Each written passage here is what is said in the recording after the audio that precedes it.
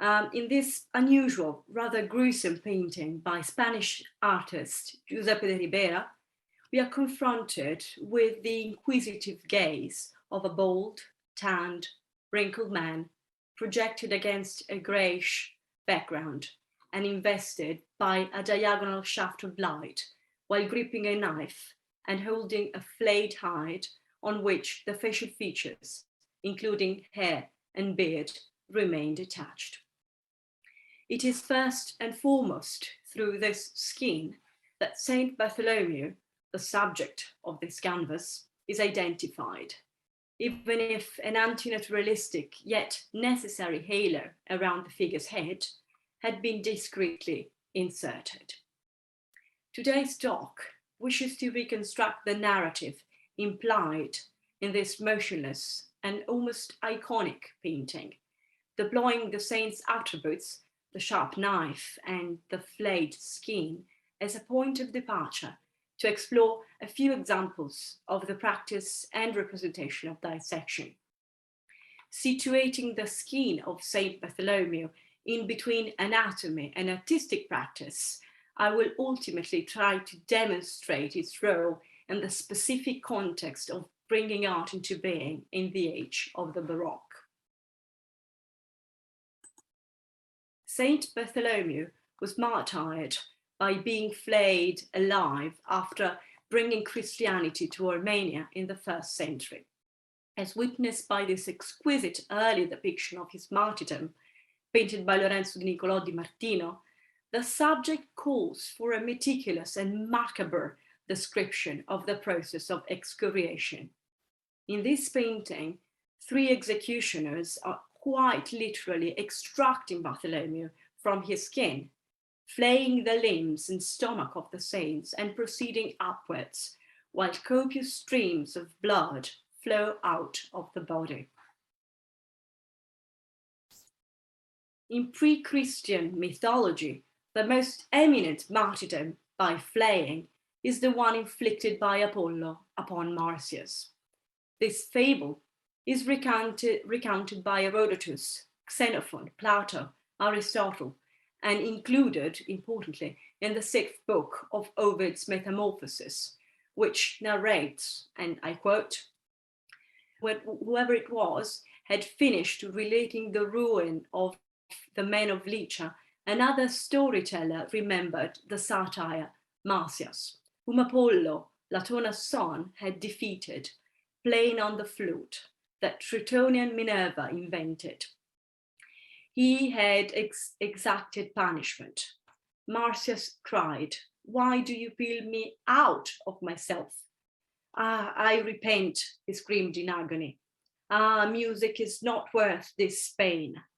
As he screams, the skin is flayed from the surface of his body. No part is untouched. Blood flows everywhere. The exposed sinews are visible and the trembling veins quiver.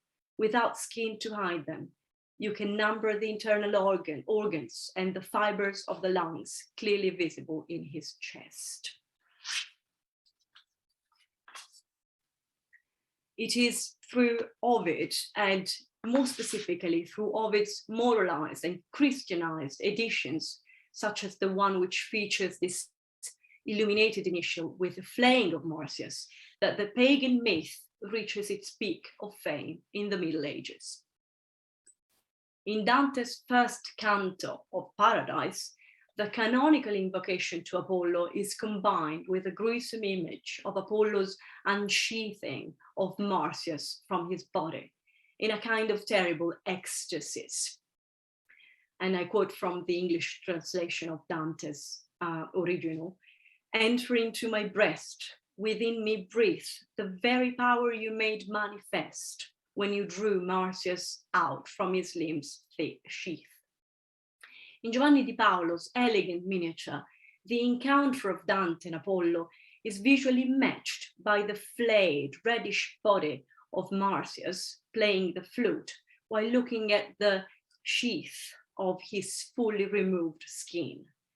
Flayed Marsyas, peeled out of himself, had suffered an excessus corporis, which alludes to the excessus mentis, which will allow Dante's mind to overcome the limits imposed by his human condition and experience the spiritual and intellectual vision of God.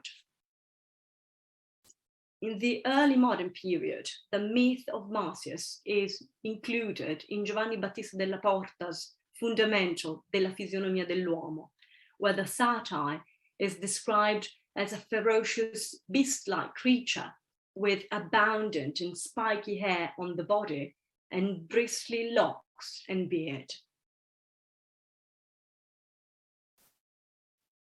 In Melchior Mayer's high dramatic and detailed etching, Apollo takes the center stage, holding a flaying knife in his right hand and Marsyas' skin on the left, with hairy and bearded head still clearly recognizable, staring at it and grasping, perhaps too late, the moralizing message of the myth is King Midas, with a crown and the ears of an ass, resting his hand against a tree stump.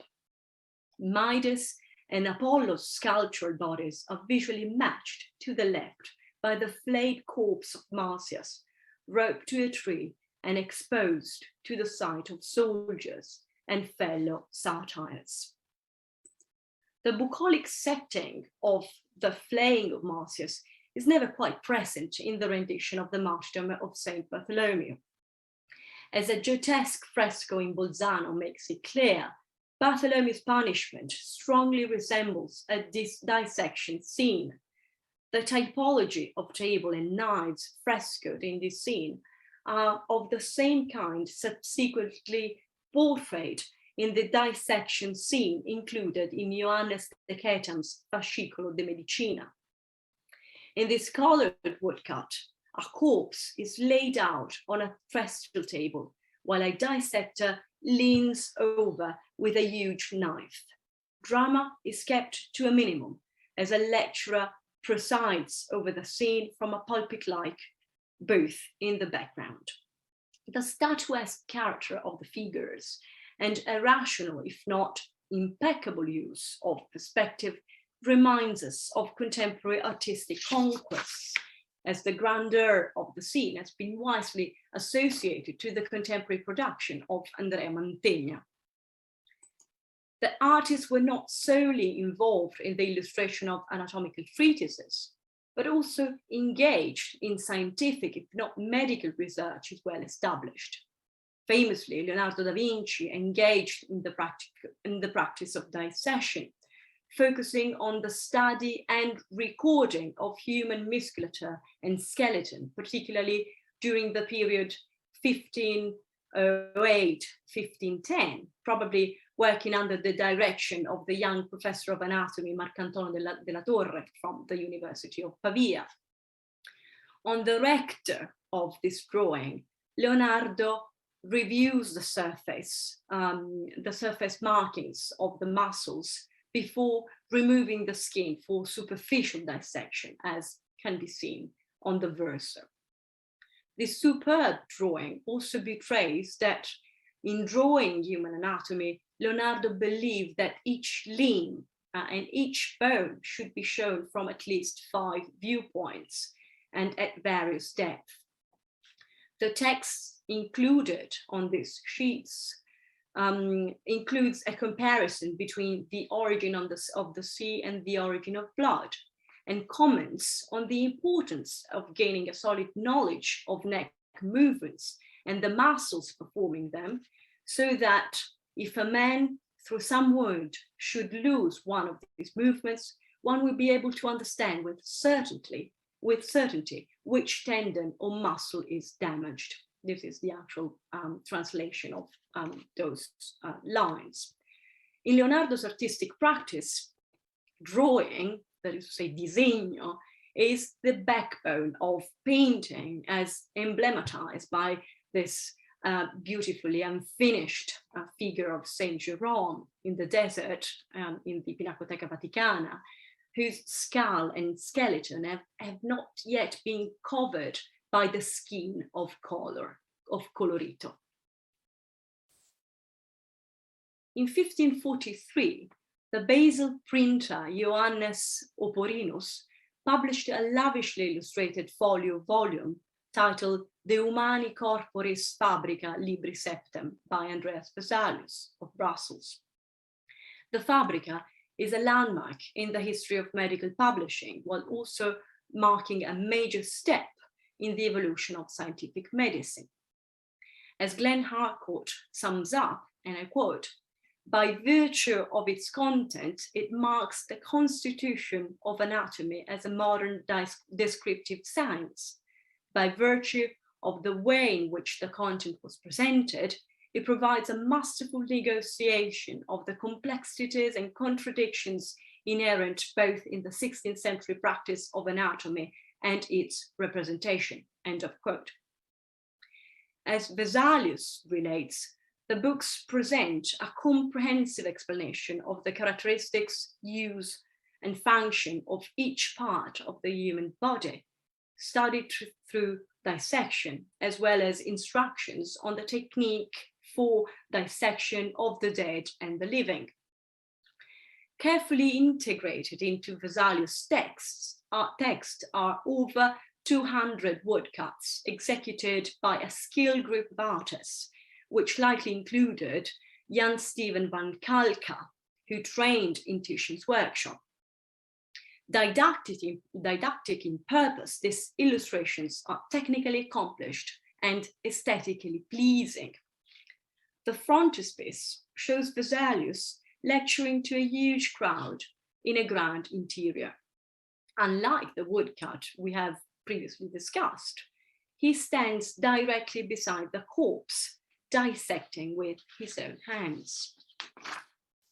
In our perspective, the Secunda Musculorum tabula, showing a flayed man in profile, gesticulating with both hands against an idyllic landscape with classical ruins, is especially remarkable. In broad terms, one is struck by the sculptural quality of this illustration, which, far from being an exact record of an individual body violated by dissection, stands for a normative description of human structure. And interestingly, Vesalius himself asserted, and I quote, "It is desirable that the body employed for public dissection be as normal as possible, according to its sex and of medium age, so that you may compare other bodies to it, to the statue of Polycletus." More specifically, this flayed body, or a crochet, contributed to the anatomically enhanced reshaping of the iconography of St Bartholomew, as well exemplified by the wooden, delicately polychrome sculpture in the collection of the Science Museum in London, and by Marco da Grata's bronze saint in the Duomo in Milan. Perhaps the most intriguing crochet drawing of the early modern period are those produced by Flemish master Peter Paul Rubens. These two sheets with anatomical studies of three male figures and anatomical studies of a left and right forearms possibly belong in the same series. Evidence suggests that Rubens planned a book on anatomical lessons with illustrations engraved after his designs. Although the project was never completed, these drawings may have been made to serve that purpose. Rubens uses crotch hatchings in pen to define the muscles and tendons of the flayed body parts that he studied from casts, a technique also used for his own anatomical drawings by Leonardo. Unlike Leonardo, however, Rubens seems interested in more than anatomical accuracy and clear presentation, but rather aims for dynamic and highly expressive compositions.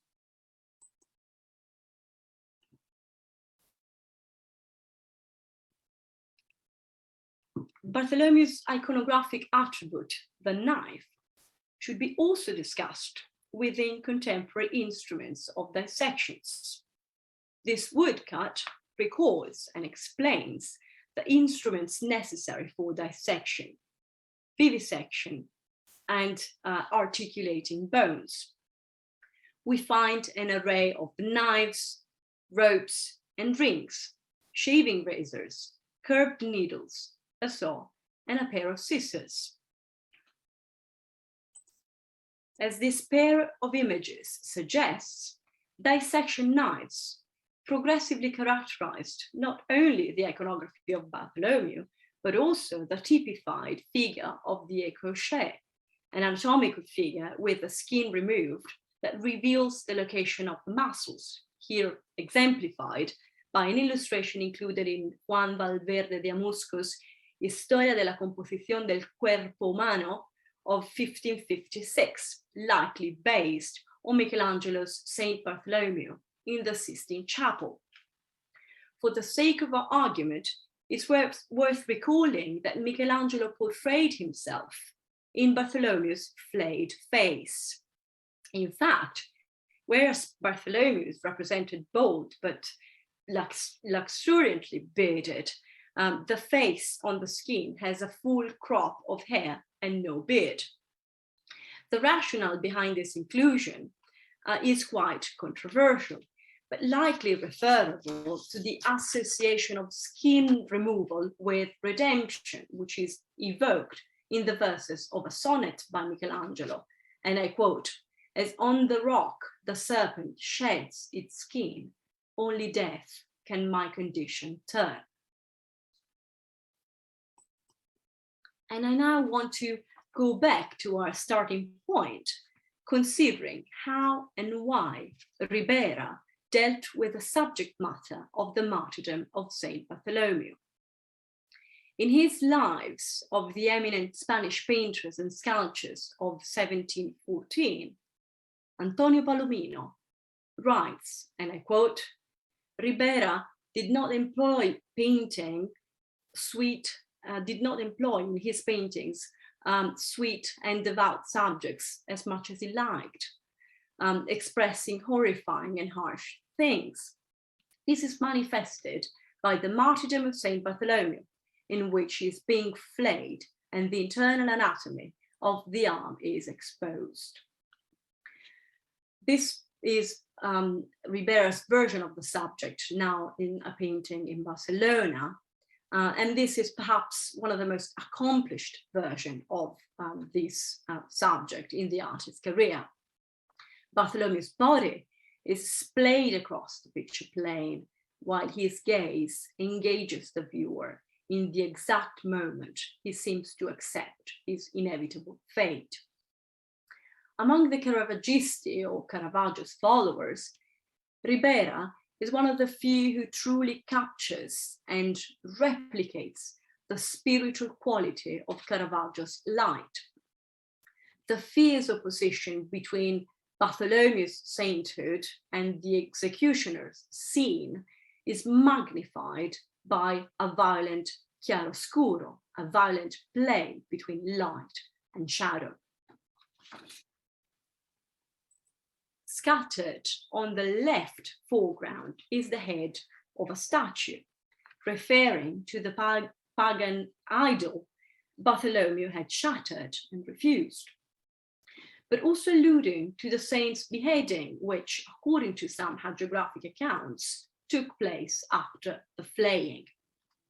Notably, the sculpted head seems to be a cast from the Apollo Belvedere, thus making an erudite and pertinent reference to the fable of Apollo and Marsyas, and thus presenting Bartholomew as a Christianized and positive counterpart of Marsyas from the pagan myth.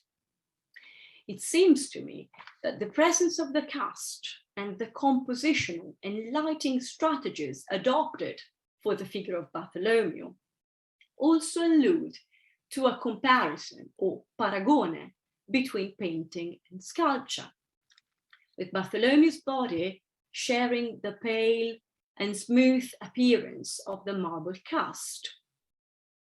Paragone itself, in terms of a musical competition, was the cause of Marsyas' hubris and eventual punishment, a concept which I believe illuminates the inclusion of the theme in one of Annibale Carracci's frescoed medallions simulating bronze in the Farnese Gallery in Rome. The Farnese Gallery, which is in itself an exercise in artistic paragone and a tour de force of artistic virtuosity. Ribera's taste for flayed bodies and diagonal compositions is further confirmed by the Flaying of Marsyas at the Prado, a work which has been read as a visual commentary on the paragone between painting and sculpture, respectively embodied by the earthly colored Marsyas as opposed to the marble-like figure of Apollo. Unlike the contained expression of Bartholomew that we have just discussed, Marsyas is here caught in a moment of acute, unbearable pain, summarized by the act of screaming on the foreground, but also reflected by the tormented reactions of the figures in the background.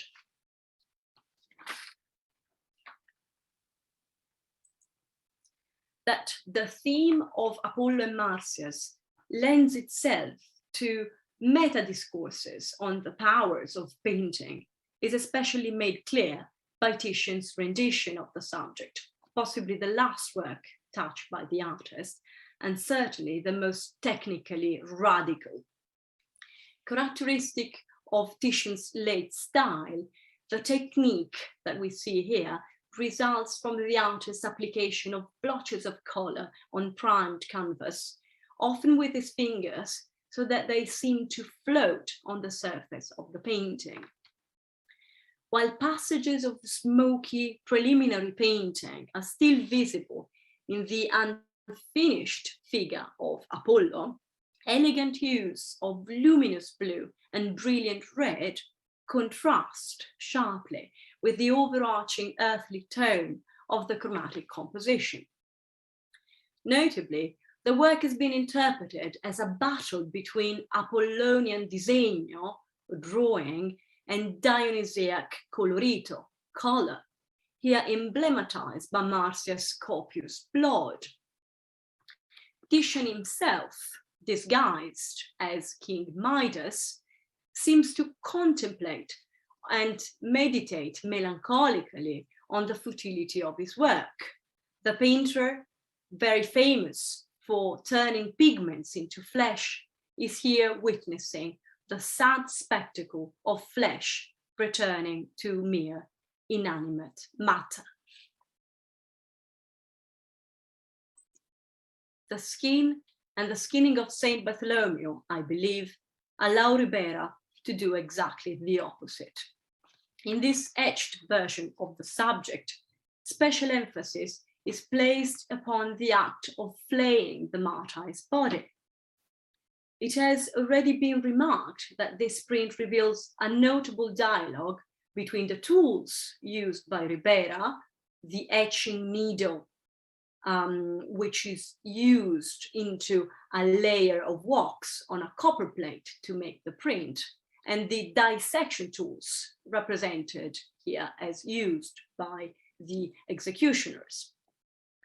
One wonders if the younger executioner to the left of the composition, invested by deeper shadows and caught in the act of looking at the viewer directly, should be interpreted as a metaphor for the artist himself, as the artist on stage. Rather than assisting the execution in the flaying of Bartholomew's skin, or perhaps on top of doing that, it would counter the unmaking with the making, as much as the creative power of the etching needle magnifies and yet defeats the destructive power of the dissecting knife. Music is not worth this pain, screamed Marsyas in Ovid's Metamorphoses, but perhaps art is, seems to imply Ribera. Thank you very much for your attention.